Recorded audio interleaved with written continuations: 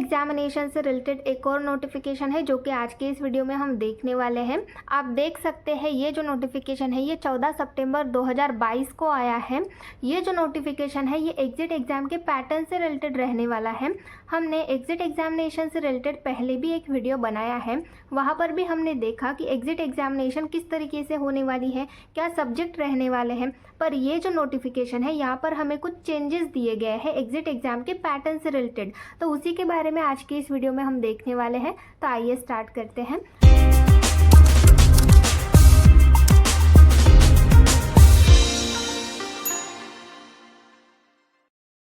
नमस्कार, आपका स्वागत है हमारे चैनल द फार्मा कोर्स 2.0 पे। तो इस वीडियो में हम जो भी अमेंडमेंट्स आए हैं एग्जिट एग्जामिनेशन से रिलेटेड उन्हीं के बारे में देखने वाले हैं। जैसे कि पहले हमारे 3 पेपर होने वाले थे पर वो चेंज होके 1 पेपर रहने वाला है। तो ये कुछ चेंजेस जो है ये हमें इस नोटिफिकेशन में दिए गए हैं, तो उसी के बारे में इस वीडियो में हम देखने वाले हैं। तो सब्जेक्ट आप देख सकते हैं, comments of the state government और union territories on the proposed amendment in the regulation 6 of the diploma in pharmacy exit examination regulation.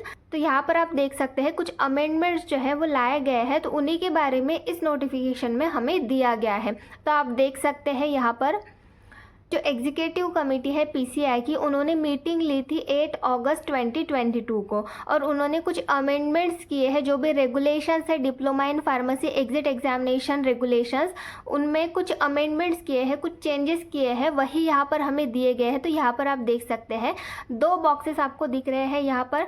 तो ये फॉर मतलब ये पहले के रेगुलेशंस है और रीड यहाँ पर दिया गया है। तो ये जो अमेंडमेंट्स किए गए हैं ये यहाँ पर दिए गए हैं। Procedure of conducting exit examination, तो क्या प्रोसीजर पहले थी और इस तरफ हमें दिया गया है कि अब क्या प्रोसीजर होगी, ये यहाँ पर हमें दिया गया है। तो आप देख सकते हैं there shall be 3 papers of multiple choice question in pharmaceutics, pharmacology, pharmacognosy, pharmaceutical chemistry, biochemistry, hospital and clinical pharmacy, pharmaceutical jurisprudence and drug store management. The language of the examination shall be English. The test for each paper shall be 3 hours duration. तो यहाँ पर आप देख सकते हैं तो आपके 3 paper होने वाले थे मल्टीपल चॉइस क्वेश्चंस के और सब्जेक्ट वही थे आपके फर्स्ट ईयर और सेकंड ईयर के जो सब्जेक्ट है वही यहाँ पर आपको दिए गए हैं और वही पेपर में आने वाले हैं। The language of the examination shall be English, तो इंग्लिश लैंग्वेज में आपका पेपर रहने वाला है। The test for each paper shall be of 3 hours duration, मतलब आपका पेपर जो रहने वाला है वो 3 घंटे का होने वाला था। पहले के जो रूल्स बनाए गए थे उसके अकॉर्डिंग ये आपका पेपर पैटर्न था। पर अब जो अमेंडमेंट्स किए गए हैं उसमें क्या बताया गया है, there shall be 1 paper of multiple choice question in pharmaceutics, pharmacology, pharmacognosy, pharmaceutical chemistry, biochemistry, hospital and clinical pharmacy, pharmaceutical jurisprudence मतलब जो आपका लॉ एंड एथिक्स है वो, एंड ड्रग स्टोर मैनेजमेंट। ये सब्जेक्ट आपको नहीं है, तो आपको जो न्यू सब्जेक्ट आए हैं फर्स्ट ईयर और सेकेंड ईयर में वही सब्जेक्ट आपको आने वाले हैं। The language of the examination shall be English. The duration of the test shall be of 3.5 hours. तो यहाँ पर आप देखिए क्या अमेंडमेंट्स आए हैं कि आपका जो पेपर होने वाला है वो 3 की जगह 1 ही पेपर होने वाला है। अब पहले आपके 3 पेपर होने वाले थे, अब आपका 1 ही पेपर होने वाला है। मल्टीपल चॉइस क्वेश्चन का सब्जेक्ट वही रहेंगे आपके फर्स्ट ईयर और सेकेंड ईयर के, और जो लैंग्वेज है वो इंग्लिश रहेगी, सेम है, इसमें कुछ चेंजेस नहीं किया गया है। और जो ड्यूरेशन है आपका, मतलब आपका जो पेपर का टाइमिंग है वो 3.5 आवर्स मतलब 3.5 घंटे का आपका ये पेपर रहने वाला है।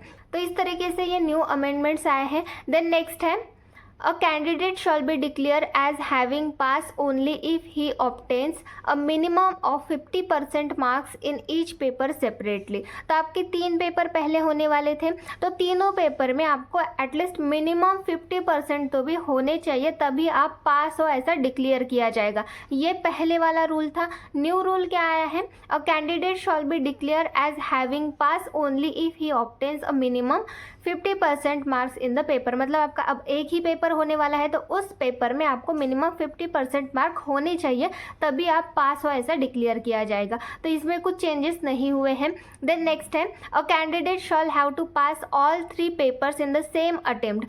पहले जो रूल था उसमें 3 पेपर होने वाले थे, तो सेम अटेम्प्ट में आपको सारे पेपर निकालने थे। However there shall be no restriction on the number of attempts to appear in the examination. तो जो एग्जाम है वो आप कितनी भी बार दे सकते थे, वहाँ पर कोई रिस्ट्रिक्शन नहीं लगाया गया है कि आप एक बार या फिर 2 बार ही दे सकते हैं, आप जितनी बार चाहे उतनी बार दे सकते हैं। तो अमेंडमेंट क्या आया है, a candidate shall have to pass the paper in the same attempt. एक ही पेपर होने वाला है आपका, तो एक ही अटेम्प्ट में आपको वो क्लियर करना पड़ेगा। तो आपको मिनिमम 50% मार्क्स अगर आते हैं तो आपका वो पेपर उस अटेम्प्ट में निकल जाएगा। However there shall be no restriction on the number of attempts to appear in the examination. तो एग्जामिनेशन आप कितनी भी बार दे सकते हैं, वहाँ पर कोई रिस्ट्रिक्शंस नहीं लगाया गया है। तो ये कुछ न्यू अमेंडमेंट्स आए हैं आपके लिए। जो पेपर था वो आपका एक ही पेपर होने वाला है। हमने लास्ट वीडियो में, लास्ट जो एग्जिट एग्जामिनेशन से रिलेटेड वीडियो हुआ था हमारा, उसमें भी मैंने बताया था कि आपका एक ही पेपर होने वाला है। और आपका जो टाइमिंग है वो मैंने लास्ट टाइम पे 3 आवर्स, क्योंकि आपका पहले का जो रूल था उसमें 3 आवर्स बताया गया था, पर जो न्यू अमेंडमेंट्स आए हैं उसमें 3.5 आवर्स, मतलब 3.5 घंटे का आपका पेपर रहने वाला है।